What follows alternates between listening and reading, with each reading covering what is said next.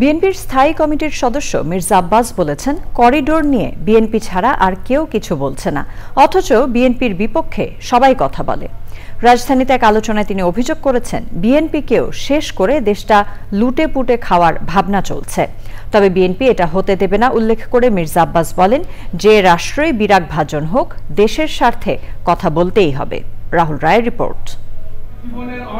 প্রয়াত বিএনপি নেতা নাসিরউদ্দিন পিন্টুর মৃত্যুবার্ষিকীতে জাতীয় প্রেস ক্লাবে আলোচনায় অংশ নিয়েছেন দলটির সিনিয়র নেতারা।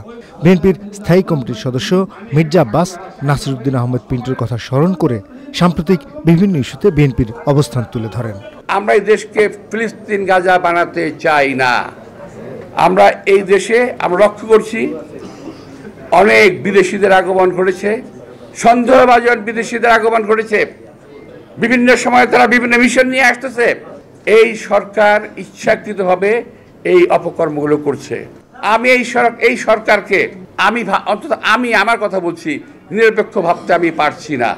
এই সরকার কোনো পরিস্থিতিতেই গণবান্ধব কিংবা দেশপ্রেমিক সরকার নয়। অন্য কেউ কিন্তু এই করিডোর নিয়ে কোনো কথা বলছে না। কেন ভাই? কি কারণে? জামাত ইসলাম কথা বলে না কেন? অন্যান্য যে বিভিন্ন পীর সাহেবেরা আছেন, ওনারা কথা বলেন না কেন? আবার বিএনপির বিরুদ্ধে কথা বলার সময় এক হয়ে যান। এটা কেমন কথা হলো?